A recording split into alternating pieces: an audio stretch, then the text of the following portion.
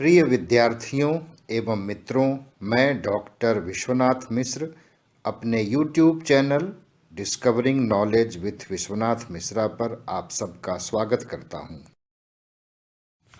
तो मैं सभी सहभागियों के प्रति आभार व्यक्त करते हुए आज अपने विषय की शुरुआत करता हूं और चंडीगढ़ यूनिवर्सिटी मैं इंट्रोडक्शन के लिए क्षमा याचना हूं और ये कसूर मेरा नहीं, मेरे प्रतिभागियों का नहीं है, इसमें ये कसूर इंटरनेट का है। चलिए कोई महत्वपूर्ण नहीं है। महत्वपूर्ण बात यह है कि हम लोग अब जो बातचीत करने जा रहे हैं उससे हम लोग एक दूसरे से क्या सीख सकते हैं। तो चलिए हम अपनी बात पर आते हैं। हम कॉन्सेप्चुअल क्रिटिक ऑफ नेशनलिज्म पर बातचीत करेंगे और यह बातचीत वास्तव में क्रिटिकल होगी, मैं ऐसा आपको एश्योर करता हूँ। तो सनातन परंपरा में जब हम राष्ट्र और राष्ट्रवाद की बातचीत करते हैं और उसके ओरिजिन को देखने की कोशिश करते हैं तो सबसे पहले हमारा ध्यान ऋग्वेद के दशम मंडल की ओर जाता है। ऋग्वेद के दशम मंडल में एक वाक देवी सूक्त है। इस सूक्त की रचयिता वाक देवी हैं और उनके पिता का नाम आम्भृण ऋषि है। तो वाक देवी को तपस्या के बाद ब्रह्म ज्ञान की प्राप्ति हुई है। ब्रह्म ज्ञान मतलब इसे अंग्रेजी में कहेंगे तो अल्टीमेट नॉलेज, इसका सही रूपांतरण नहीं होता है, भाष्य नहीं होता है, लेकिन हम उससे काम चला सकते हैं। तो जब उनको ब्रह्म ज्ञान की प्राप्ति हो गई है तब वो अपने पिता से कह रही हैं कि ये दुनिया, ये समाज, ये प्रकृति उनको कैसी दिख रही है, उनको क्या अनुभूति हो रही है। और इसके लिए वाक देवी ने 8 मंत्रों को लिखा है और उन 8 मंत्रों में कहा जाता है कि भारत में पहली बार राष्ट्रवाद के किसी सूत्र का उल्लेख मिलता है। अब वह जो अभिव्यक्ति है उनकी, हम उसके ऊपर आएंगे, उस पर चर्चा करेंगे। और उसमें जो तीसरा मंत्र खास करके है, मैं उसको बोल के आपको सुनाता हूँ। वह इस प्रकार है, आपने पहले भी उसको सुना होगा। अहम राष्ट्री संगमणि वसूनाम चिकीतिषु प्रथमा यज्ञयानाम ताम माँ देवा व्यदुधुः पुरुत्रा भूरिष्ठात्राम भूरिया वेशयन्तिम। तो यहाँ जो अहम राष्ट्रीय संगमणि शब्द आया, इसी से राष्ट्रवाद के सूत्र को निकालने की पहल की जाती है। और ऐसा प्रयास बहुत से विद्वानों ने किया है, जिनमें केपी जायसवाल, जिन्होंने हिंदू पॉलिटी लिखा था, उनका भी एक महत्वपूर्ण योगदान है। इसके अलावा राधा कुमुद मुखर्जी की राइटिंग को हम लोग देखते हैं तो वहाँ भी ये चीज़ दिखाई पड़ती है।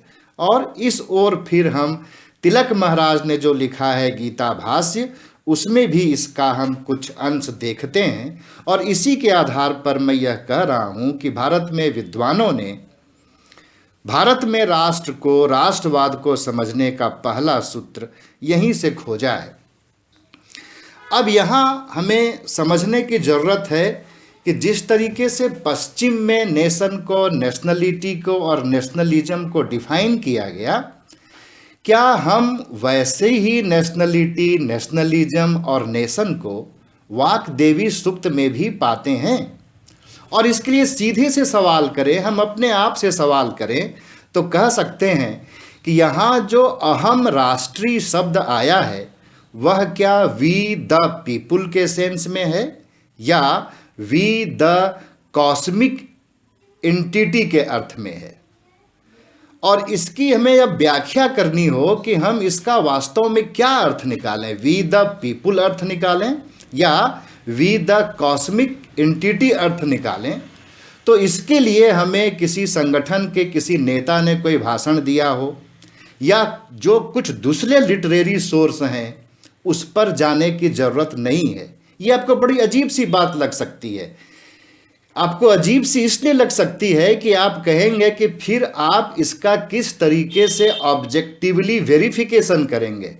ऑब्जेक्टिव वेरिफिकेशन का नॉर्म तो यही होता है कि जो कुछ भी यूनिट है उसके वेरिफिकेशन के टूल्स उससे बाहर होते हैं, मतलब सब्जेक्ट से बाहर होते हैं।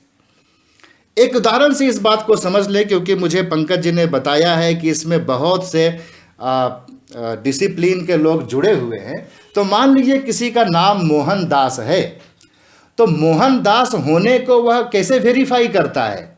तो वह किसी पासपोर्ट के जरिए करेगा, किसी आधार कार्ड के जरिए करेगा। तो यहाँ क्या हो गया कि जो वेरिफिकेशन है, वेरीफिएबिलिटी है मोहन दास की, वह उससे बाहर किसी दूसरे सोर्स पर डिपेंडेंट है। और मैं यहाँ आपको शुरू में ही कह दे रहा हूँ कि ऐसा मत करिए, तो यह मेरे ऊपर आक्षेप लगाया जा सकता है कि आप तो ऑब्जेक्टिव वेरिफिकेशन के नॉर्म को मानना ही नहीं चाह रहे हैं। इसका एक वजह है, उस वजह को यहाँ स्पष्ट करते हुए हम अपनी बात को आगे बढ़ाएंगे कि जब भी हम एकेडमिक आर्गुमेंटेशन में वेरिफिकेशन के लिए किसी अदर को एक टूल की तरह इस्तेमाल करते हैं, तो यह प्रवृत्ति सबसे पहली बार संरचनावाद के रूप में, जिसके हम लोग लैंग्विस्टिक्स में स्ट्रक्चरलिज्म कहते हैं, सस्यूर जिसका जन्मदाता है, वहाँ से आता है। और जब हम इस तरीके से नॉलेज को ऑब्जेक्टिवली वेरीफाई करने की कोशिश करते हैं और सोर्स उसका बाहर से खोजने की कोशिश करते हैं, तब ऐसे में जो ब्रह्म ज्ञान जैसी चीज है, जो तपश्चर्या से आई है, जिसकी अनुभूति वाक देवी को हुई है, उसका वेरिफिकेशन संभव नहीं है। उसका वेरिफिकेशन संभव इसलिए नहीं है कि वह सेल्फ रिवीलिंग ट्रूथ जैसा है। अब या तो हम ये मान लें कि सेल्फ रिवीलिंग ट्रूथ जैसे कोई चीज़ होते नहीं है, और या तो फिर उसके वेरिफिकेशन के लिए हम किसी दूसरे मेथडोलॉजी का इस्तेमाल करें।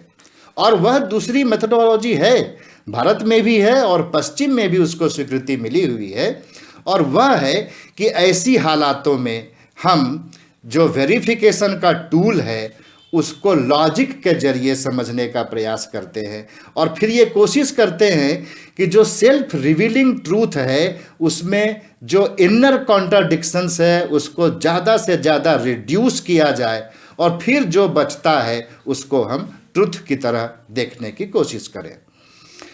तो इंडियन टेक्सचुअल ट्रेडिशन को जब हम कंटेम्प्रेरी चैलेंजेस से बचाना चाहते हैं, या जो कंटेम्प्रेरी चैलेंजेस हैं उनको रिस्पॉन्ड करना चाहते हैं, तो हमको किस तरह की मेथडोलॉजी का हम इस्तेमाल कर रहे हैं यह भी समझ लेना बहुत ज़रूरी होता है।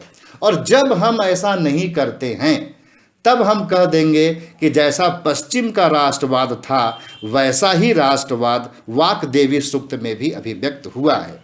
वास्तव में यह एक नकल करने की प्रवृत्ति है और बड़ी बचकानी प्रवृत्ति है। ठीक उसी तरह से जैसे कि बच्चे कहा, कोई छोटा बच्चा कहता है कि हमारे यहाँ पानी से चलने वाला जहाज मेरे कमरे में रखा हुआ है, दूसरा बच्चा भी बोलेगा हाँ मेरे पास भी ऐसा रखा हुआ है। यह वैसी ही प्रवृत्ति हो जाती है, और ऐसे एकेडमिक आर्गुमेंटेशन से हम कुछ इस्टेब्लिश नहीं कर सकते हैं। और जब हम ऐसा करने की भारत में कोशिश करते हैं तो वास्तव में हम क्या कर रहे होते हैं इसको भी समझ लेते हैं। मैक्स वेबर ने जो एक किताब लिखी थी प्रोटेस्टेंट इथिक्स और द स्पिरिट ऑफ कैपिटलिज्म को लेकर के, जिसमें उसने बताने की कोशिश की थी कि जो प्रोटेस्टेंट इथिक्स है उसमें साइंटिफिक टेम्पर और इकोनॉमिक डेवलपमेंट को बढ़ावा देने के लिए सारे गुण मौजूद हैं। हम जब इंडियन ट्रेडिशन की उसी तरीके से व्याख्या करने की कोशिश करते हैं तो वास्तव में मैक्स वेबर ने जो 300 साल पहले 200 साल पहले कर लिया था उसी की नकल करने की कोशिश कर रहे होते हैं। इसीलिए ज़रूरी है कि यदि हमको वाकदेवी सूक्त से निकालना है और उससे आगे चल करके इंडियन नेशनलिज्म को समझना है तो हम यह जानने का, गहराई में जानने का प्रयास करें कि यहाँ अहम राष्ट्रीय संगमनी वसुनाम वी द पीपुल के अर्थ में है या वी द कॉस्मिक इंटिटी के अर्थ में है। इसीलिए उन 8 मंत्रों में जहाँ पर अहम मतलब कैपिटल आई जिसको आप लोग कहेंगे, सेल्फ उसका सही अंग्रेजी नहीं होता है, तो वह जो कैपिटल आई जिसको हम वेस्ट में कहते हैं, यहाँ जिसे हम अहम के रूप में ले रहे हैं, वह अहम किस तरीके से 8 बार अलग अलग आया है, इसको जब हम समझ लेंगे तो हमारा काम थोड़ा नेशनलिज्म को समझने के लिए आसान हो जाएगा। तो जो पहला मंत्र है उसमें अहम मित्रा वरुणोभा के अर्थ के साथ जो मतलब विशेषण लगा है अहम के लिए, वह किसके लिए है? अहम मित्रा वरुणोभा। दूसरे मंत्र में अहम सोम माहनशम, तीसरे मंत्र में अहम राष्ट्रीय संगमणि, चौथे मंत्र में अहम मया सो अन्नमति, पांचवें मंत्र में अहमेव स्वयमिदम, छठवें मंत्र में अहम रुद्राय, सातवें मंत्र में अहम सुवे पितरमस्य और आठवें मंत्र में अहमेव वात इव।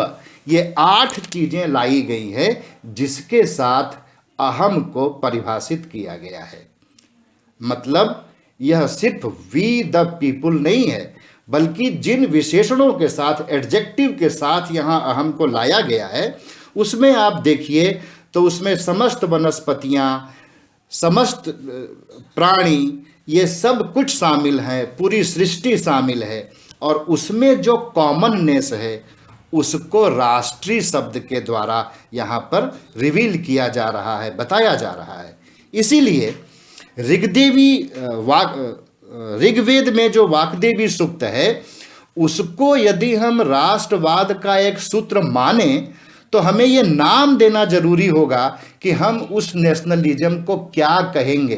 क्या वह पॉलिटिकल नेशनलिज्म होगा, क्या वह एथनिक नेशनलिज्म होगा, क्या वह रिलीजियस नेशनलिज्म होगा, क्या वह कल्चरल नेशनलिज्म होगा, या यह सब कोई नहीं होगा। हमें उसके लिए एक नया टर्म गढ़ना पड़ेगा। और इसके लिए मैंने हिंदी में सर्वात्मवादी राष्ट्रवाद शब्द का प्रयोग करना उचित समझा है और अंग्रेजी में इसका एक समानार्थी पैनसाइक्लिक नेशनलिज्म का इस्तेमाल करने का मैं प्रस्ताव करता हूँ। ऐसा मैंने कुछ लेख लिख करके भी प्रयास किया है बातों को इस्टेब्लिश करने का।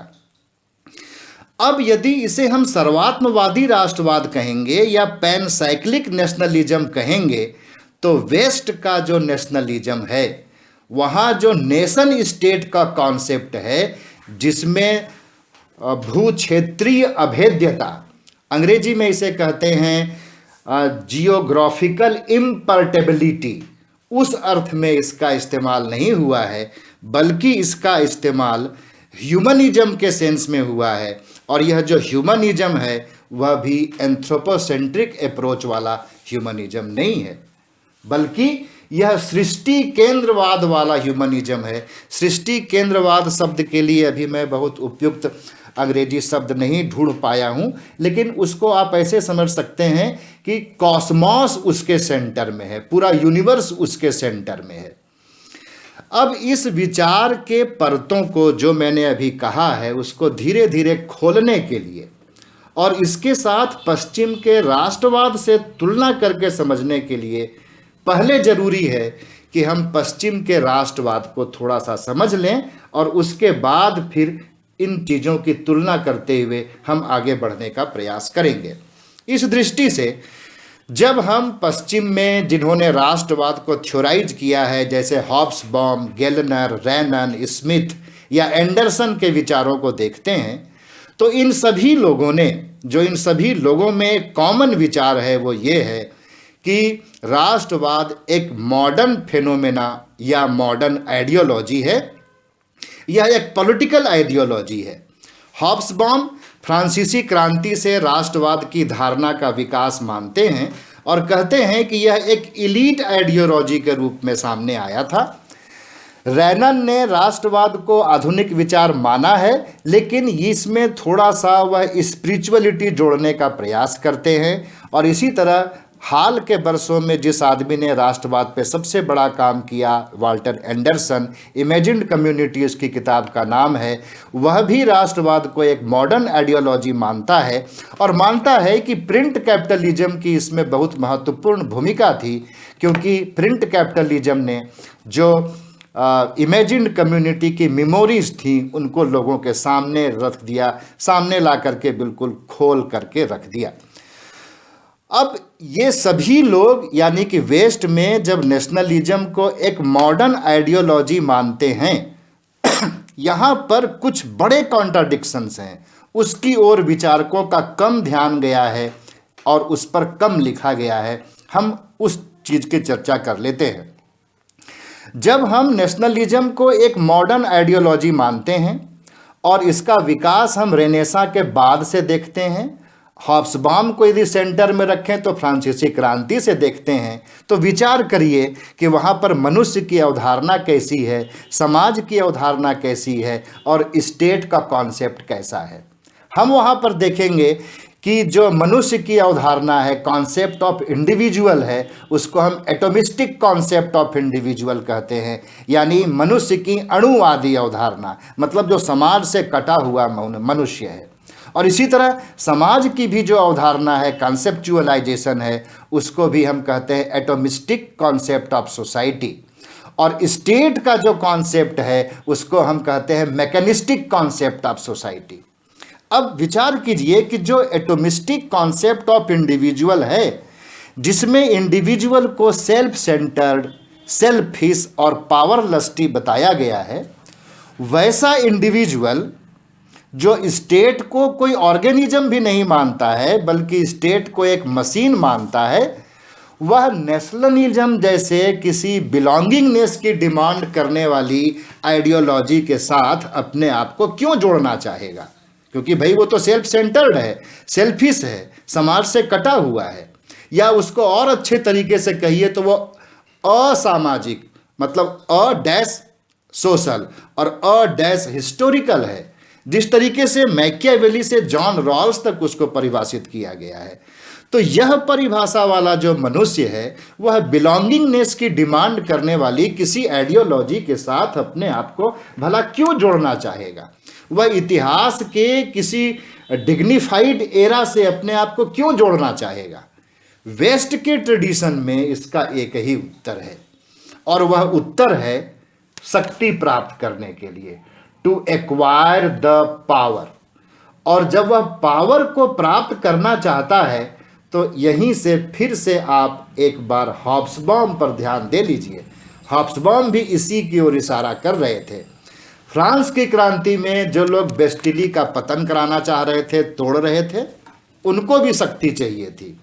और जो लोग बेस्टिली को बचाना चाह रहे थे, मतलब जो वहाँ का एलीट तबका था, उसको भी शक्ति चाहिए था। और इसीलिए इस शक्ति को लेकर के जो एक यूनिटी बन रही है, एलीट क्लास की अलग यूनिटी है, मासेस की अलग यूनिटी है, और इसी यूनिटी में नेशनलिज्म का इवॉल्व हॉब्सबॉम देखते हैं। इसका मतलब यह हुआ कि जो राष्ट्रवाद पश्चिम का है, जिसकी बात हॉब्सबॉम कर रहे हैं, वहाँ एक ही स्टेट में अलग अलग नेशन आपस में लड़ रहे हैं, और अलग अलग नेशन जो आपस में लड़ रहे हैं उसकी वजह से उन दोनों को शक्ति चाहिए, ताकत चाहिए, और एक स्टेट में जो पावरफुल हो जाएगा वह उसी को अपना नेशन बनाएगा। इस समीकरण के अंतर्गत जब हम राष्ट्रवाद को देखते हैं तो जो राष्ट्रवाद है, जो अवधारणा है, इसको दो मोर्चे पर लड़ना है। एक मोर्चा अपने लोगों के भीतर ही लड़ना है, अपने लोगों के साथ लड़ना है, और दूसरा इसको लड़ना है उन लोगों से, पड़ोसी राज्यों से, अंतर्राष्ट्रीय संबंधों के क्षेत्र में अपनी पहचान को बनाए रखने के लिए, अपने नेशन को डिफेंड करने के लिए। और इस समीकरण के अंतर्गत इच्छा तो ये की गई थी, विचार तो ऐसा किया गया था कि जो स्टेट है वह धीरे धीरे नेशन बनेगा, लेकिन हुआ ठीक उल्टा। जो नेशन था वह धीरे धीरे स्टेट बनने लग गया। इस समीकरण के ठीक विपरीत, एकदम अलग या उल्टा कहिए, ऋग्वेद के वाकदेवी सूक्त में व्यक्ति, समाज एवं राज्य का स्वरूप सावयवी है, ऑर्गेनिक है, और इसमें समाज, संस्कृति, इतिहास एवं प्रकृति से कटे हुए व्यक्ति का चित्रण नहीं हुआ है, बल्कि उससे जुड़े हुए व्यक्ति का चित्रण हुआ है। यहाँ उत्तम पुरुष एक वचन में, उत्तम पुरुष एक वचन अहम है, जिस अहम शब्द का प्रयोग हुआ है, जिसके बारे में शुरू में मैंने कहा था, मित्रा वरुणोभा, यानी सागर की गहराई और सागर के ऊपरी क्षेत्र में जो जल विद्यमान है उसमें भी मैं हूँ और वह मुझ में भी है। या इसी का एक दूसरा अर्थ किया जाता है कि जो सूर्यास्त से पहले प्रकाश है और जो सूर्योदय के बाद प्रकाश है वह भी मुझ में है और मैं भी उसमें हूँ।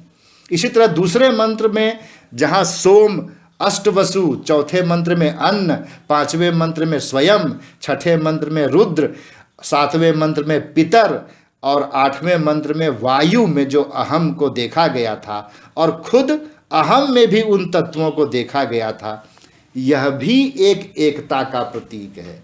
और यह कैसी एकता का प्रतीक है?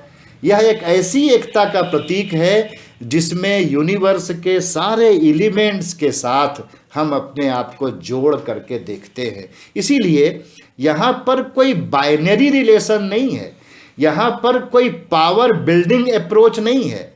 जबकि हम वेस्ट का जो नेशनलिज्म है वहाँ हम देखते हैं कि उसमें एक बाइनरी अप्रोच है, वह वी और दे का रिलेशन क्रिएट करता है। और भारत में हम देखते हैं कि जो अहम के साथ सबको जोड़ा गया है वह कॉस्मिक यूनिटी को व्यक्त करने वाली अवधारणा है। हम भाषा विज्ञान में जिसे संरचनावादी प्रभाव या लोगोसेंट्रिसिज्म कहते हैं उसको लेकर के अंग्रेजी साहित्य के एक बड़े विद्वान हैं जिनका नाम है विलियम ब्लेक। उन्होंने कहा था कि यह जो स्ट्रक्चरलिज्म है, सस्यूर के साथ डेवलप होने वाली जो मान्यता है, वह सिंगुलर विजन को जन्म देती है और यह सिंगुलर विजन लोगोसेंट्रिसिज्म दोनों मिल करके दुनिया को ब्लैक एंड वाइट में देखने की एक मेंटलिटी को डेवलप करते हैं। और इस हालत में जब राष्ट्र को, राष्ट्रवाद को पश्चिम के लोगों ने अपने लिए समझने का प्रयास किया तो वो बाइनरी टर्म में ही समझने का प्रयास किया, वो वी और दे के रिलेशन में ही समझने का प्रयास कर रहे थे।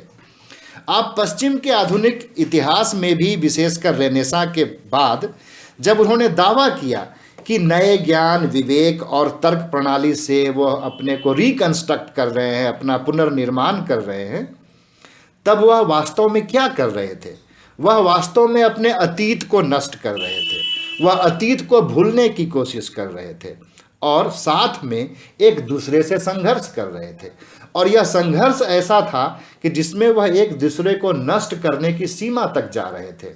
इसी क्रम में फ्रेंच, जर्मन, आंग्ल आदि राष्ट्रीयताओं का निर्माण हुआ है जो आपस में एक दूसरे के प्रतिरोधी थे।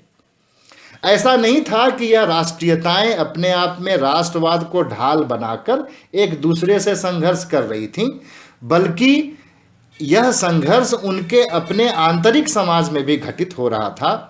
और वह जब उनके आंतरिक समाज में घटित हो रहा था तो इसके माध्यम से वे अपने समाज में एक रूपता स्थापित कर रहे थे, यूनिफॉर्मिटी स्थापित कर रहे थे, स्टेब्लिश कर रहे थे, डाइवर्सिटी को ख़त्म कर रहे थे। और इसीलिए आप देखिए यूरोप में क्या होता है। आप यूरोप में कुछ दूसरी चीज़ों को देखिए, कुछ दूसरे उदाहरणों से यदि मैं बात कहूँ कि आप यदि 17वीं शताब्दी से पहले के यूरोप को देखें तो आपको फ्रेंच, जर्मन, आंग्ल और इटालियन ज़मीन पर अनेक भाषा बोलने वाले मिलेंगे।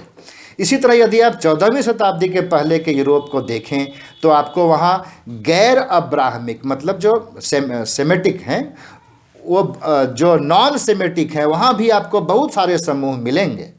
लेकिन जैसे जैसे हम 18वीं सेंचुरी की ओर आगे बढ़ते जाते हैं वैसे वैसे देखते हैं कि यूरोप में एक देश, एक जाति, एक भाषा और एक राष्ट्र का, राष्ट्रवाद का विकास होता है। और उसी बेसिस पे हम आज French nationalism, German nationalism, Italian nationalism, Austrian nationalism इत्यादि की बातचीत करते हैं। मतलब एक रूपता का विस्तार और राष्ट्रवाद का निर्माण यूरोप की एक बिल्कुल आपस में जुड़ी हुई पहचान जैसी है। इस समीकरण को जब हम प्रोजेक्टेड या एक्लेम्ड वेरिएबल्स, मतलब राष्ट्रवाद को हमें समझना हो और कैसे समझना है, तो पश्चिम के राष्ट्रवाद को समझने के लिए वेरिएबल्स भी हम क्या करते हैं, पश्चिम का ही लेते हैं। और वो क्या ले लेते हैं, फिर हम लोग लेंगे liberty, equality, supremacy of law या रूल ऑफ लॉ।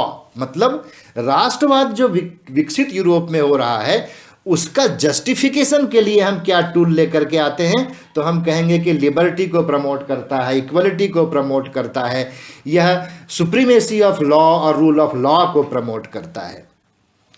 और ऐसा करके हम दिखाने की कोशिश करते हैं कि पश्चिम के राष्ट्रवाद में एक समग्रता है, एक टोटलिटी है।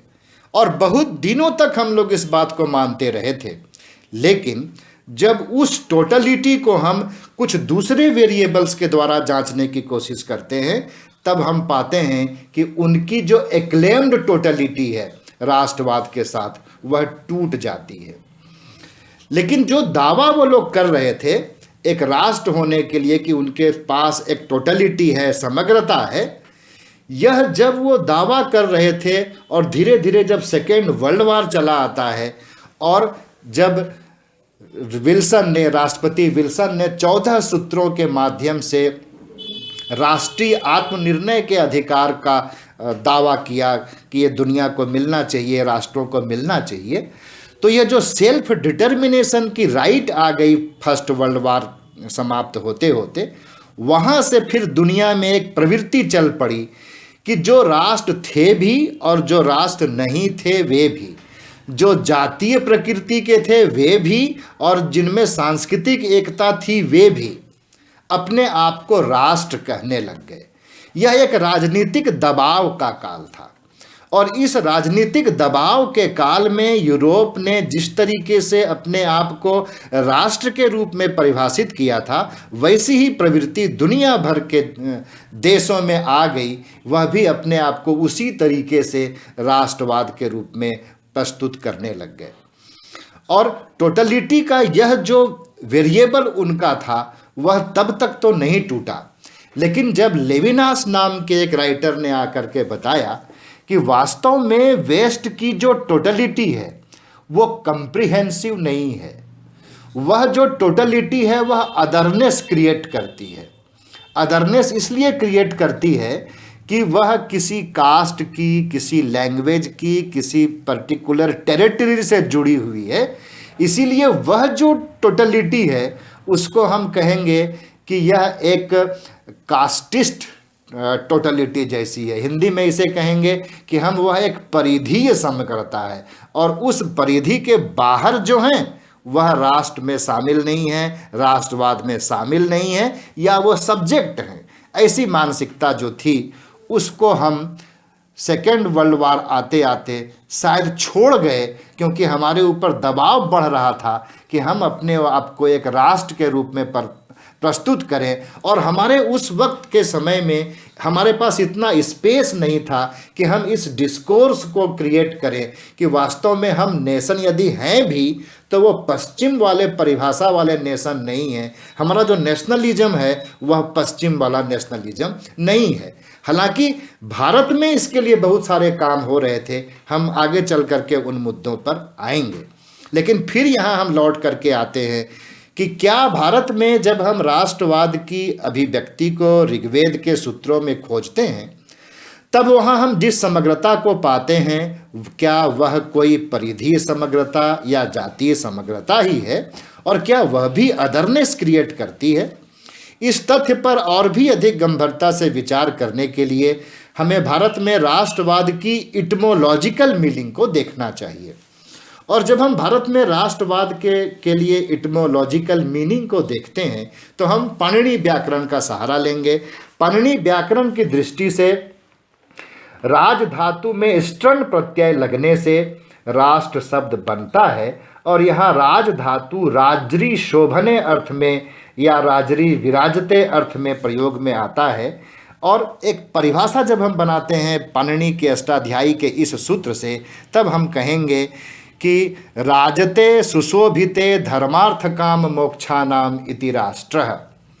मतलब राज्य का जो व्युत्पत्तिक अर्थ है, जो इटमोलॉजिकल मीनिंग है, उसमें जो हमारे यहाँ 4 पुरुषार्थ की अवधारणा है, जिसमें जीवन को एक समग्रता में देखने की एक सोच है, जिसमें और उस समग्रता को जीवन में देखने के लिए जिस नियामक इकाई की ज़रूरत है उससे जब लोगों का जुड़ाव देखते हैं तब हम भारत में उसको राष्ट्र कहते हैं।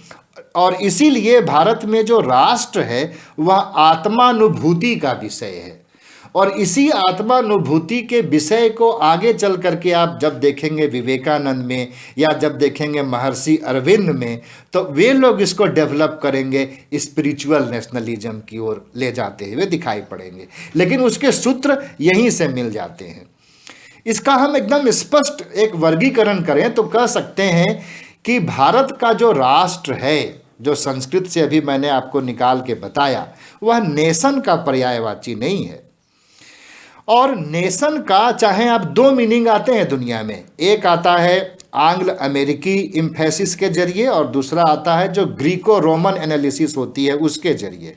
और दोनों ही अर्थों में जो नेशन है, नेशनलिटी है, नेशनलिज्म है, इसमें कुछ न कुछ एथनिक ओरिजिन का एलिमेंट अवश्य रहता है। और दूसरी ओर यदि हम इन व्युत्पत्तिक अर्थों की विवेचना करने के लिए कुछ और आगे बढ़े, अमर कोश का सहारा लेते हैं, तो अमर कोश में आप देखेंगे कि द्रव्य, पृथ्वी, मंदिर, अन्न, पथिक, पुर और शरीर के लिए भी राष्ट्र शब्द का इस्तेमाल किया जाता है। और इन संदर्भों में श्रीमद् भगवत गीता में यदि आप देखें, खास करके शांकर भाष्य में, जिसका भाष्य शंकराचार्य ने किया है, तो आप पाएंगे कि वहाँ पर कौरव भी एक प्रवृत्ति हैं और पांडव भी एक प्रवृत्ति हैं। और कौरवों की प्रवृत्ति को जो शब्द सबसे अच्छी तरीके से व्यक्त करता है उसमें भी राष्ट्र शब्द लगा हुआ है, धृतराष्ट्र। और धृतराष्ट्र यहाँ क्या है, तो आप देखेंगे कि वह एथनिक है, वह सेक्टेरियन है, और वह दावा क्या कर रहा है कि जो उसका क्लैन से जुड़ा हुआ है, सेक्टेरियनिज्म है, वह उसी को कोशिश कर रहा है कि वह उसी को एक शाश्वत धर्म के रूप में स्थापित कर ले, मतलब उसको सब लोग वैध मान लें। एक उस तरह का राष्ट्रवाद बनने का वहाँ आपको प्रयास दिखाई पड़ेगा। लेकिन इंडियन ट्रेडिशन ने उस तरह के सेक्टेरियनिज्म को उस वक्त भी सपोर्ट नहीं किया और आगे चल करके आगे भी सपोर्ट नहीं किया। और परिणाम हम वहाँ देखते हैं कि कृष्ण के नेतृत्व में पांडव जो कॉस्मिक विजन वाले राष्ट्रवाद को साथ में रखना चाहते थे, उन्हीं की जीत होती है।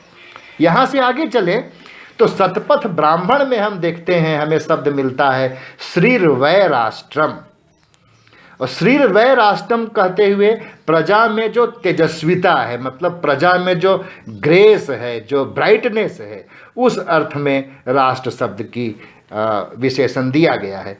आगे चल करके हम ऐतरेय ब्राह्मण में देखते हैं कि राष्ट्रानिवय विषह, अर्थात एक सभा के रूप में बैठकर परस्पर सहमति से निर्णय लेने की विशेषता को राष्ट्र कहा गया है। मतलब कैपेसिटी और character of a community of sitting for common legislation का जो कैरेक्टर है, उसको यहाँ पर नेशनलिज्म और नेशन के रूप में व्यक्त किया गया है। शुक्र नीति सार में देखें तो शुक्र नीति सार में कहा गया स्थावरम जंगमम वापी राष्ट्र शब्देन गीयते, मतलब जो चल है, जो अचल है, वह सभी राष्ट्र शब्द से संबोधित किए जा सकते हैं। जब भी हम बाइनरी लैंग्वेज का इस्तेमाल नहीं करते हैं, तब हम अर्थ निकालने के लिए इलिमिनेशन का सहारा नहीं लेते हैं, तब हम अर्थ निकालने के लिए पर्टिकुलराइज करने की कोशिश नहीं करते हैं। ये स्ट्रक्चरलिज्म की जादूगरी है जो उस वक्त हमारे इंडियन ट्रेडिशन में नहीं है। इसीलिए हम कॉमनलिटी के जरिए परिभाषित करने की कोशिश करते हैं, और यही परिभाषाएं यहाँ पर हमें मिलती हैं जो इंडियन ट्रेडिशन के द्वारा हमें दी जा रही हैं। इन सभी विवरणों में एक संप्रभु और नियामक इकाई के रूप में, यानी कि सॉवरेन यूनिट के रूप में राज्य जैसी किसी संस्था का उल्लेख नहीं हुआ है। जबकि आप पश्चिम के नेशनलिज्म में देखेंगे तो वहाँ नेशनलिज्म और नेशन के साथ स्टेट हमेशा जुड़ा हुआ रहेगा। और अब तो खैर दुनिया भर में हम जब भी नेशनलिज्म और नेशन की बातचीत करते हैं तो वह नेशन स्टेट के रूप में ही करते हैं। और इसकी नींव 1648 के वेस्टफेलिया संधि से पड़ गई थी, जब एक अंतर्राष्ट्रीय संधि जैसी थी जिसमें कि राष्ट्र राज्य को औपचारिक मान्यता मिली थी। पश्चिम के राष्ट्रवाद में ये जो अर्थ सम्मिलित हो गया था राज्य को लेकर के, और उसकी एक स्वीकृति जो वहाँ जिसके बारे में मैं कह रहा हूँ कि 1648 ईस्वी में मिल गई थी, यहाँ पर उस चीज़ को थोड़ा और स्पष्ट करने के लिए मैं आपको लेह ग्रीनफील्ड की एक किताब है जिसका नाम है 5 रोड्स टू मॉडर्निटी, इसका उदाहरण देना चाहूँगा। 5 रोड्स टू मॉडर्निटी में वो लिखती हैं कि नेशनलिज्म शब्द का प्रयोग सबसे पहले 1600 ईस्वी के आसपास हुआ, ब्रिटेन में हुआ, और वो यह भी लिखती हैं कि ब्रिटेन दुनिया का सबसे पहला नेशन है। इसके विपरीत जब हम Cambridge advance learner dictionary and thesaurus में फर्स्ट नेशन शब्द को ढूंढते हैं तो वहाँ आपको एक मज़ेदार चीज़ मिलेगी, मैं उसको कोट करता हूँ। One of the groups of people whose ancestors lived in North America before the arrival of Europeans. This term is used mainly to refer to the indigenous people of Canada, excluding Lunin and Métis. यह जो परिभाषा दी गई है उसमें देखिए तो आप पाएंगे कि 16वीं शताब्दी के आसपास, जिसके बारे में लेह ग्रीनफील्ड कह रही हैं और जिसके बाद अभी हम उदाहरण दे रहे थे कैम्ब्रिज एडवांस लर्नर डिक्शनरी की, वह क्या कह रहा है कि नेशन किसको कहा और किन लोगों ने कहा? तो जो यूरोपियंस चले गए अमेरिका, वो वहाँ के इंडिजिनस पीपुल को नेशन कहना शुरू किया, और नेशन कहने के अर्थ में मैटिक्स लोगों को शामिल नहीं किया था क्योंकि लगातार आते जाते रहते थे। इसका मतलब यह हुआ कि यूरोप के लिए जो उस वक्त अदर था, जो असभ्य था, उसके लिए वो नेशन शब्द का इस्तेमाल मॉडर्न यूजेज में हमको एक अर्थ ये भी देखने को मिलता है। और इस चीज़ को यदि आप और थोड़े गहरे में समझना चाहते हैं तो जे मिल्टन इंगर की एक किताब है ethnicity source of strength and source of conflict, उसको देखिए तो, और ये एथनिसिटी के ऊपर दुनिया भर में एक बड़ी प्रमाणिक किताब मानी जाती है। तो इसमें जे मिल्टन इंगर आपको बताएंगे कि पश्चिम में जिस तरह से शुरू में जो हिडन आइडेंटिटी थी, मतलब जो सिविलाइज नहीं थी, जो एक इंडिजिनस ग्रुप ही थी, उनके लिए एथनिक शब्द का इस्तेमाल शुरू किया गया था। बाद में इसको नॉन वेस्टर्न कम्युनिटी के लिए इस्तेमाल में लाया जाने लगा, और आगे चल करके जो एथनिक शब्द का इस्तेमाल ये लोग अपने घरेलू पिछड़े हुए लोगों के लिए करते थे, उस एथनिक शब्द का इस्तेमाल ये दूसरों के लिए करने लग गए और नेशन शब्द का इस्तेमाल अपने लिए करने लग गए। तो यह जो भाषा में नेशनलिटी और नेशनलिज्म के विकास का जो एक चक्र है, वह ऐसा नहीं है कि एक रेखीय है, वह यूनिलाइनर नहीं है, बल्कि हम देखते हैं कि उसमें कई उतार चढ़ाव आए हैं। और जब भी हम राष्ट्रवाद पर बहुत गहराई में, बहुत विस्तार से बातचीत करना चाहते हैं तो इन संदर्भों को हमेशा ध्यान में रखना और समझना जरूरी होता है। और जब वे लोग सेल्फ को नेशन के रूप में देखने लग गए, इसकी परिपाटी शुरू हो गई, और यहाँ से आ करके जो अपने आप को एक वो एडमिनिस्ट्रेटिव यूनिट के रूप में इस्टेब्लिश कर लिए थे, एक पॉलिटिकल यूनिटी, पॉलिटिकल यूनिफॉर्मिटी उनके पास आ गई थी, उसको भी नेशन में जोड़ने लग गए। और ऐसा जिन दिनों यूरोप में चल रहा है, वह यूरोप की एक प्रवृत्ति है। दूसरी प्रवृत्ति वहाँ एक और आ रही है, और वह दूसरी प्रवृत्ति आ रही है डेमोक्रेसी और लिबरलिज्म के बीच में जो एक्शन और काउंटर एक्शन है, जो डेमोक्रेसी और लिबरलिज्म का आपस में जो इम्पैक्ट है, और वह इम्पैक्ट इस प्रकार से हो रहा है कि डेमोक्रेसी ने लिबरलिज्म को अधिक लिबरलाइज किया और लिबरलिज्म ने डेमोक्रेसी को अधिक डेमोक्रेटिक बना दिया।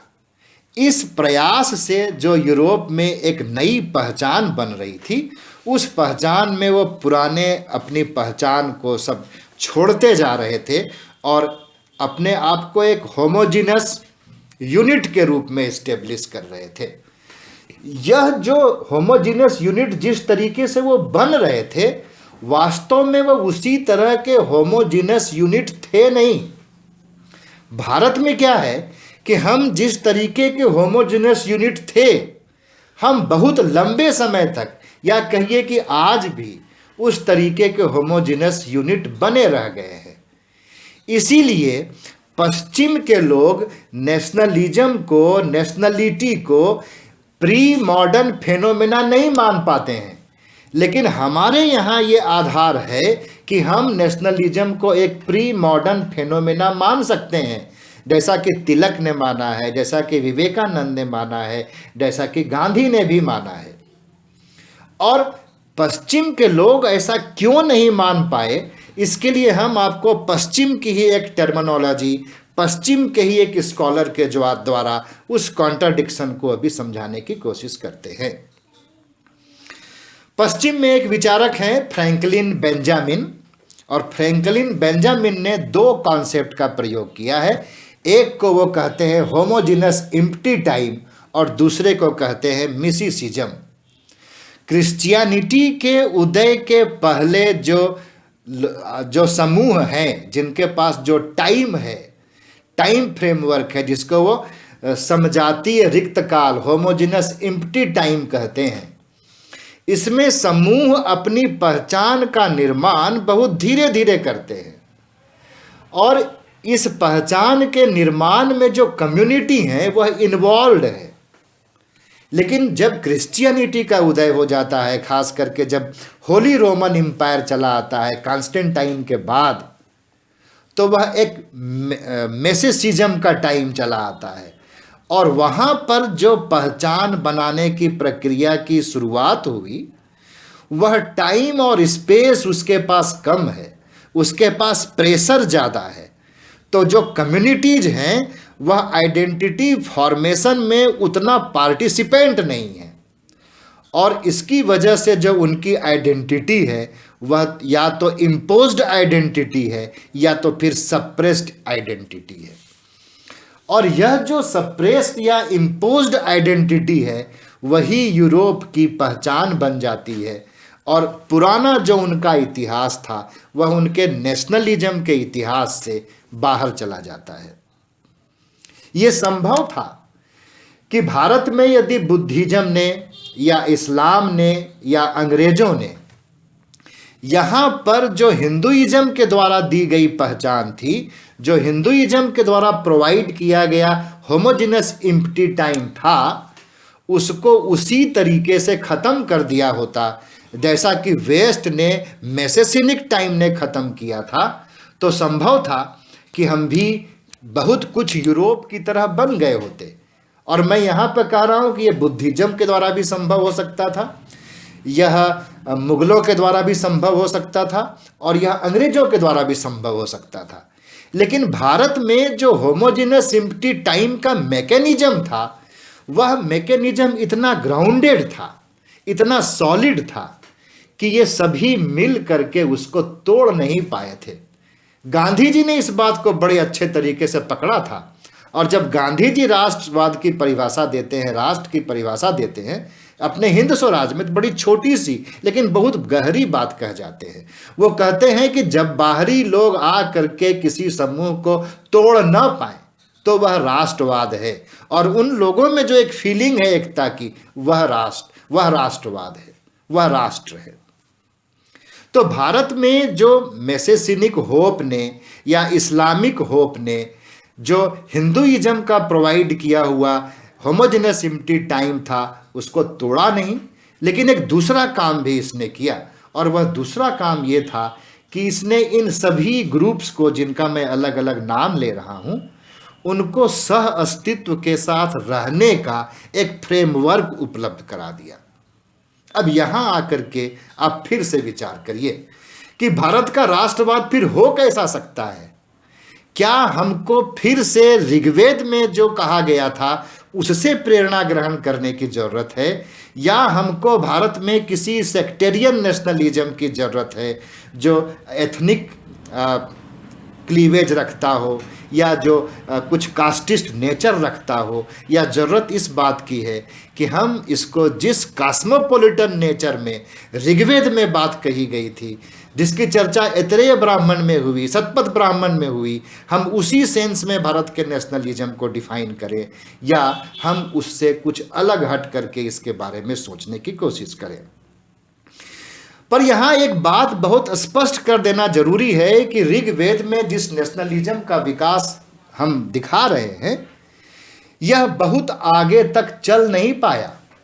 खुद जब मनुस्मृति लिखा गया तो आपको पता है कि मनुस्मृति में जो सप्तांग राज्य का सिद्धांत है, उसमें पुर शब्द का राष्ट्र के समानार्थी के रूप में इस्तेमाल में आया है। कौटिल्य के अर्थशास्त्र में भी यही है। मतलब वहाँ पर राष्ट्र एक एडमिनिस्ट्रेटिव यूनिट की मीनिंग रखने लग गया, जो मीनिंग ग्रीक मीनिंग जैसी मिलती जुलती है। और आगे चल करके आप पाणिनि के अष्टाध्यायी में देखिए तो वहाँ आपको गौड़ीय जनपदेषु शब्द एक सूत्र मिलता है। उस सूत्र को जब हम मनुस्मृति और कौटिल्य के सप्तांग राज्य से मिला करके राष्ट्र को समझने का प्रयास करते हैं तो हम पाएंगे कि जो ग्रीक मीनिंग आई थी, जिसको मैंने रोमन ग्रीक संदर्भ कहा था, जिसमें एडमिनिस्ट्रेटिव यूनिट और एथनिसिटी दोनों मिले हुए थे राष्ट्र में, वो मीनिंग हमको यहाँ भी दिखने को मिलती है, वो देखने को मिलती है। लेकिन जब भारत के स्वतंत्रता का समय आता है तो वहाँ पर जो त्रिमूर्ति हमारे पास हैं, और त्रिमूर्ति मैं कहता हूँ टैगोर को, अरविंद को और गांधी को, उन लोगों ने जिस प्रकार के नेशनलिज्म को एस्टेब्लिश करने की कोशिश की, वो फिर से ऋग्वेद वाला सर्वात्मवादी राष्ट्रवाद ही उभर कर फिर से वहाँ सामने आ गया है।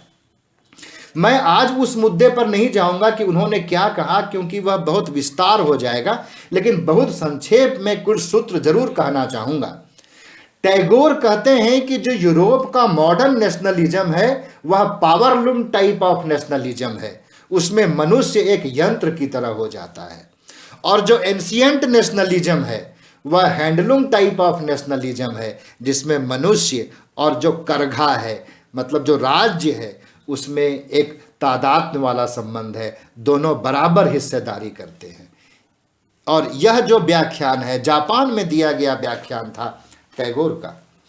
इसी प्रकार से यदि हमको अरविंद के नेशनलिज्म को समझना है तो हम उनके इंटीग्रल ह्यूमैनिटी को छोड़ दीजिए, सावित्री में जाइए, वहाँ एक कविता उनकी बहुत प्रसिद्ध है, हु नाम से, हु टाइटल है, WHO हु, और जिसमें वो बार बार कहते हैं who is blue in the sky. इस तरीके से उस कविता की शुरुआत होती है। और आप पाएंगे कि वहाँ पर ऋग्वेद के वाग्देवी सूत्र में जिस प्रकार से कॉस्मिक यूनिटी को दिखाने की कोशिश की गई है, वही यहाँ भी दिखाई जा रही है। और यहाँ तक वो उसमें कहते हैं, हु नामक जो उनकी कविता है उसमें सावित्री में है, कि उसने जो मतलब who is blue in the sky, और सब जगह वो सागर में है, पत्तियों में है, फूलों में है, उसने यूरोप के लोगों को बड़ी तीक्ष्ण आंखों वाली बनाया है, बड़ा चमक उनमें है, और एशिया के लोगों को बहुत धैर्य वाला बनाया है। तो आप विचार करिए कि आप यदि निकालना चाहेंगे अरविंद के दर्शन से राष्ट्रवाद, तो उसे क्या कहेंगे कि ये दोनों को जो उसने बनाया है आपस में लड़ने के लिए बनाया है। वो मीनिंग ला करके हम वास्तव में इनकी महानता को ख़त्म कर देंगे। और गांधी, जिनके बारे में मैंने अभी एक बात आपको कहा था, तो इस पर हम फिर जाने की जरूरत नहीं है। और यह सब जो लोग कर रहे थे उसको देखिए कि विवेकानंद ने किस प्रकार से सपोर्ट किया, किस प्रकार से एक आधार प्रदान कर दिया था जिस जमीन पर खड़े होकर ये सब लिख रहे थे। विवेकानंद ने कहा कि जो यूरोप का राष्ट्रवाद है उसका वह क्षत्रियत्व का राष्ट्रवाद है, और यूरोप के लोगों को चेताया कि जिस तरीके से आपके क्षत्रियत्व के राष्ट्रवाद में मॉडर्निटी का समावेश होता जा रहा है वह आपके लिए खतरा है। आप देखिए कि वास्तव में ये खतरा उनके सामने आया कि नहीं। और भारत के लिए कहते हैं कि भारत में जो राष्ट्रवाद का आदर्श है वह ब्राह्मणत्व का राष्ट्रवाद है, मतलब वह नॉलेज का राष्ट्रवाद है। ज़्यादातर हम लोग भारत में आजकल क्या करते हैं कि अपने राष्ट्र नायकों को एक दूसरे के विरुद्ध खड़ा कर देने की कोशिश में लगे हुए हैं। आप अंबेडकर की चर्चा करने वाले बहुत लोगों को देखेंगे विवेकानंद को खारिज करेंगे, विवेकानंद की चर्चा जो करने वाले रहेंगे अंबेडकर को खारिज करेंगे। लेकिन राष्ट्रवाद के संदर्भ में जरा एक बार ठहर करके विचार कीजिए कि विवेकानंद ने जब कहा कि ब्राह्मणत्व का आदर्श भारत का राष्ट्रवाद का आदर्श है, और इसको जो मैं नॉलेज सोसाइटी की बात कर रहा हूं, अंबेडकर क्या कहते हैं? अंबेडकर भी तो कहते हैं कि उनको एक्सक्लूडेड इंडिया को इनलाइटेंड इंडिया बनाना है। यह किस प्रकार का राष्ट्रवाद है? यह भी तो ज्ञान से बनने वाला राष्ट्रवाद है। एक्सक्लूडेड इंडिया प्रबुद्ध भारत बनेगा, मतलब इनलाइटेंड इंडिया बनेगा। तो भाई विवेकानंद के राष्ट्रवाद में और अंबेडकर के राष्ट्रवाद में क्या कोई बहुत बड़ा अंतर दिखाई पड़ता है? तो वास्तव में कोई राष्ट्र या हमारा देश भारत भी, हमारे राष्ट्र नायकों में जो असहमतियां रहती थी रही हैं, उसकी वजह से राष्ट्र नहीं बना है, बल्कि हम इस वजह से राष्ट्र हैं कि उनके बीच में और आज हमारे बीच में भी कुछ सहमतियां हैं। उन सहमतियों के सूत्रों पर हमें अधिक फोकस करने की जरूरत होती है। चलिए हम इससे अब और आगे बढ़ते हैं। विवेकानंद ने जब कहा था कि इस्लाम का शरीर, यूरोप का मन और वेदांत की आत्मा, तो आप विचार करिए कि वो क्या कर रहे हैं। वह भी तो उसी कॉस्मिक यूनिटी को खोजने की कोशिश कर रहे हैं जिसमें सबको समाविष्ट होना है। मतलब भारत को वो नेशनलिज्म कभी नहीं चाहिए जो सेक्टेरियन हो, जो वी और दे की आइडेंटिटी में अपने लोगों को और दुनिया के लोगों को बांटता हो। अब भारतवर्ष के हालिया मनोविज्ञान में जो चीज है मैं उस पर बातचीत नहीं करूंगा, पर एक खतरे की ओर मैं आप सबका ध्यान आकृष्ट कराने की कोशिश करूंगा कि सिर्फ अतीत के गौरव को याद रखने से ही राष्ट्र कोई नहीं बनता है। बार बार ये बात आया करती है, अतीत का भारत बनाएंगे, अतीत का गौरव हमको चाहिए। ऐसा इसलिए, और यहां मैं रैनन को सामने लाना चाहूंगा। रैनन जो एक फ्रैंक विचारक हैं, ओरिएंटलिस्ट भी हैं, बड़े स्कॉलर हैं, आप सब उनके से परिचित भी होंगे। रैनन कहते हैं कि forgetfulness is the essential feature of nationalism. मतलब भूल जाना भी जरूरी है। यदि हम नहीं भूलते हैं तो हम राष्ट्र नहीं बन पाएंगे। अब क्या नहीं भूलते हैं? रैनन ने भी इसके बारे में लिखा है और हम अंबेडकर से जोड़ करके इस चीज को भी आपके लिए यहां स्पष्ट करने की कोशिश करेंगे। यह ऐसा जरूरी इसलिए है कि किसी भी समुदाय के अतीत में सैकड़ों ऐसे घटनाएं घटी होती हैं जब एक ही समूह के लोग आपस में एक दूसरे के खून के प्यासे होते हैं। उन्होंने काले अध्याय से भरा हुआ होता है अपने इतिहास को।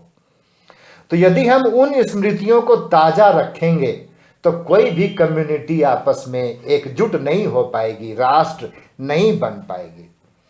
इस लिहाज से जो राष्ट्रवाद दुनिया के हैं उनको दो कैटेगरी में बांटा जा सकता है। एक को हम कहेंगे जो पास्ट ओरिएंटेड है, जो अतीतोन्मुखी है, और दूसरे को हम कहेंगे जो भविष्योन्मुखी है, जो फ्यूचर ओरिएंटेड है। जो हिटलर का राष्ट्रवाद था, जो मुसोलिनी का राष्ट्रवाद था, वह अतीतोन्मुखी राष्ट्रवाद है, वह पास्ट की ओर ओरिएंटेड है। और जो लिबरल नेशनलिज्म है वह ऐसा प्रोजेक्ट करते हैं कि वो उनका नेशनलिज्म जो है वह फ्यूचर की ओर ओरिएंटेड है। हमें यह विचार करना है कि हमें किस प्रकार का राष्ट्रवाद चाहिए। क्या हम अतीत के उन स्मृतियों को याद रखना चाहेंगे जो हमारे लिए काले अध्याय हैं? यहाँ पर मैं संकेत के जरिए आपको एक उदाहरण के माध्यम से इस बात को स्पष्ट करना चाहूँगा कि जो अतीत को पकड़े रहने वाला राष्ट्रवाद होता है वह सैनिक प्रवृत्ति का राष्ट्रवाद होता है, और उसमें जो सिविलियन नेचर है उसको थोड़ी कम तरजीह दी जाती है। जैसा कि आपको मैं पहले कहा कि हिटलर और मुसोलिनी का राष्ट्रवाद ऐसा ही था। और जब सैनिक प्रवृत्ति के राष्ट्रवाद की जहां जहां भी दुनिया में अधिक चर्चा हुई है वहां पर राष्ट्रवाद को शासकों ने, जो रूलर थे, रूलिंग क्लास था, उसने अपनी दासी बना लिया है। और राष्ट्रवाद के जरिए वे लोग गवर्नमेंटलिटी उत्पन्न करने की कोशिश करते हैं। मतलब जो शासकों की असफलता है उसको राष्ट्रवाद के द्वारा छिपा लिया जाने की कोशिश की जाती है। इसीलिए जो रेनन है उन्होंने कहा कि फॉरगेटफुलनेस जो है वह नेशनलिज्म का एक एसेंशियल फीचर है। रेनन ने लिखा, और मैं कोट करता हूं, at the essence of a nation is that all individuals have many things in common and also that they have forgotten many things. No French citizen knows whether he is a Burgundian, an Allen, or a Typhel. Yet every French citizen has to have forgotten the massacre of Bartholomew or the massacre that took place in the South in 18th century. तो France की जो वो बात कर रहे हैं, France का उदाहरण देकर के कैसे फ्रांस के लोग भूले और इसकी वजह से उनमें एक कॉमन आइडेंटिटी और कॉमन कैरेक्टर डेवलप हुआ, इससे नेशनलिज्म आता है। आप विचार करिए कि इस हालत में जब हमारे यहाँ के कुछ विचारक वीर शिवाजी की प्रशंसा करते करते वीर शिवाजी की आलोचना करने लगते हैं कि वीर शिवाजी ने आखिर जो उनके सैनिक थे उनको मुस्लिम महिलाओं के बलात्कार का अधिकार नहीं दिया था। यदि बलात्कार का अधिकार दे दिए होते तो अच्छे तरीके से बदला लिया जा सकता था।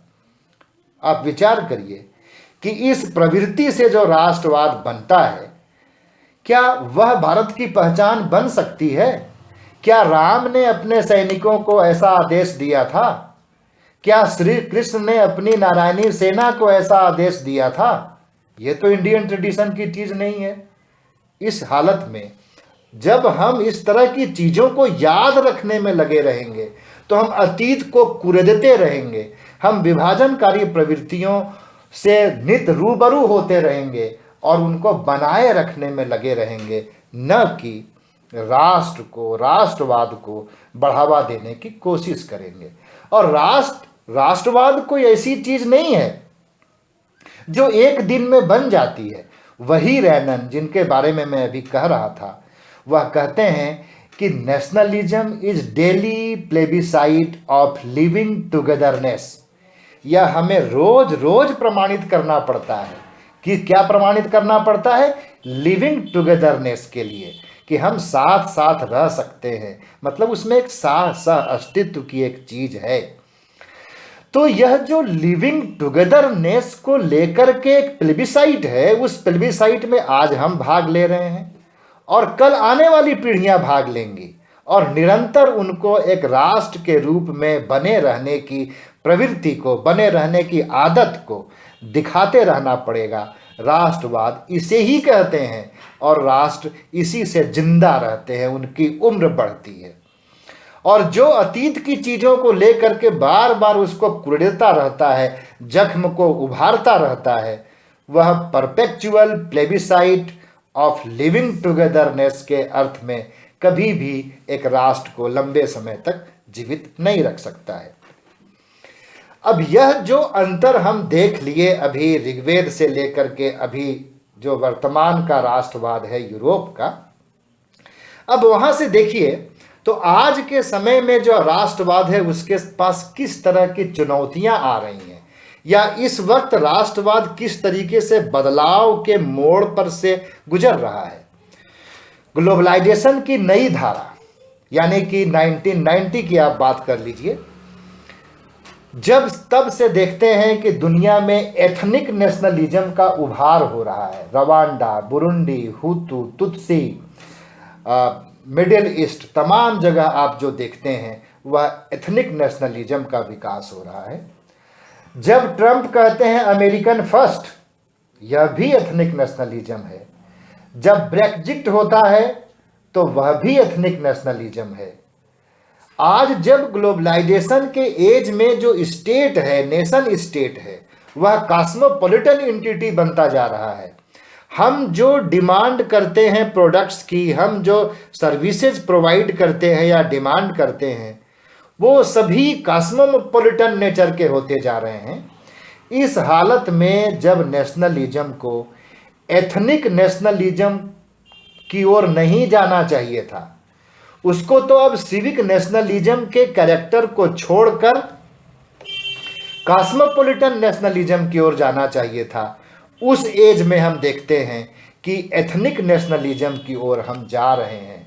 मतलब जो हमारा इकोनॉमिक डेवलपमेंट का मॉडल है, जो हमारा टेक्नोलॉजिकल डेवलपमेंट का मॉडल है, जो हमारा कंजम्पशन का पैटर्न है, वह हमसे अपने, और जो हमारे पास खास करके ट्रांसनेशनल कैपिटल है, उसकी डिमांड है कि हम एक कॉस्मोपॉलिटन एंटिटी बन जाएं। और जब नेशनलिज्म की बात आती है तो हम देखते हैं कि दुनिया में अब सिविक नेशनलिज्म को छोड़ते हुए बहुत से जगह पर एथनिक नेशनलिज्म की रुझान दिखाई पड़ रही है। और जब इस तरह की रुझान दिखाई पड़ती है, इसका मतलब हमको मानना चाहिए कि हमें नेशनलिज्म को समझने में हमसे चूक हो रही है। और चूक हुई है इसको थ्योराइज करने में। इसको थ्योराइज करने में जो चूक हुई है उस पर एंडरसन ने हमारा ध्यान आकृष्ट किया है। और एंडरसन कहते हैं कि जिस प्रकार से पॉलिटिकल थ्योरी में स्टेट को, सॉवरेनिटी को, जस्टिस को, लिबर्टी को कॉन्सेप्चुअलाइज करने के लिए बड़े विचारक हुए, हॉब्स, लॉक, रूसो हुए, उसी प्रकार से नेशनलिज्म का कोई हॉब्स, लॉक, रूसो नहीं हुआ। और जिन लोगों ने नेशनलिज्म को थ्योराइज किया, वे अपने टाइम और स्पेस का जो फ्रेमवर्क था उसको, उसके दबाव में इसको बनाते रहे, गढ़ते रहे। और इसकी वजह से नेशनलिज्म पर अभी भी बहुत व्याख्याएं आनी शेष है। होता यह है कि नेशनलिज्म को हम बहुत, हाँ जी So it's a time of questions and discussion. 5 minute और 5 मिनट, बस 5 मिनट। हाँ, Okay, sir, thank you. हम जो बहुत ढीले ढाले अर्थ में इस्तेमाल कर लेते हैं नेशनलिज्म को, आपको हम जो भारत में समास हैं, जो कंपाउंड जिनको हम कहते हैं, कंपाउंड जो वर्ड्स होते हैं, उसमें हम एक उदाहरण के माध्यम से बताते हैं, वो ज़्यादा क्लियर हो जाएगा। सामान्यतः राष्ट्रवाद का इस्तेमाल हम लोग षष्ठी तत्पुरुष में करते हैं, जिसका मतलब होता है राष्ट्रस्य वादः इति राष्ट्रवादः। लेकिन जो राष्ट्र है वह एक अमूर्त अवधारणा है, इसीलिए उसका कोई वाद तो हो नहीं सकता है। क्यों? क्योंकि यह एक अनुभूति का विषय है। और जब हम कहते हैं भाजपा का राष्ट्रवाद, कांग्रेस का राष्ट्रवाद, सपा का राष्ट्रवाद, तो वास्तव में यह राष्ट्र में वाद की तरह होता है। यह सप्तमी अधिकरण में इस तरह से प्रयोग में आता है। और जब हम मार्क्सवादी राष्ट्रवाद या उदारवादी राष्ट्रवाद कहते हैं, तो वास्तव में राष्ट्रवाद का अर्थ हम उदारवाद या मार्क्सवाद से निकाल रहे होते हैं। यह बहुव्रीहि समास में हम तब राष्ट्रवाद शब्द का इस्तेमाल कर रहे होते हैं। लेकिन राष्ट्रवाद और व्यक्ति का संबंध उपमान और उपमेय का संबंध होता है। और उपमान और उपमेय का संबंध राष्ट्रवाद को कर्मधारय समास से मिलता है। लेकिन इस अर्थ में हम लोग राष्ट्रवाद का इस्तेमाल करते नहीं हैं। इसीलिए यह आवश्यक है कि हम इन कॉन्ट्राडिक्शंस को समझें और हम यह प्रयास करें कि हमें आखिर क्या कहना है लास्ट में। Nationalism is prior to nation कहना है, या नेशनलिज्म प्रीसीड्स नेशन कहना है, या ठीक इसके विपरीत हमें यह कहना है कि nation is prior to nationalism, या हमें यह कहना है कि नेशन प्रीसीड्स नेशनलिज्म। दुनिया की जो बहस राष्ट्रवाद पर है वह इसी पर चलती है। और जब हम ऋग्वेद को आदर्श बनाते हैं और इंडियन ट्रेडिशन को आदर्श बनाते हैं, तो हम जो लास्ट में कहे उसकी ओर ही आकर के रुकते हैं। आप लोगों ने मुझे बड़े देर तक ध्यानपूर्वक सुना, इसलिए मैं आप सबों का आभारी हूँ। और आप सभी को मेरी ओर से ढेर सारी शुभकामनाएं। मैं प्रयास करूँगा आपके जो कुछ सवाल हों मैं उनका उत्तर दे सकूँ। एक बार आप सबको फिर से नमस्कार, प्रणाम।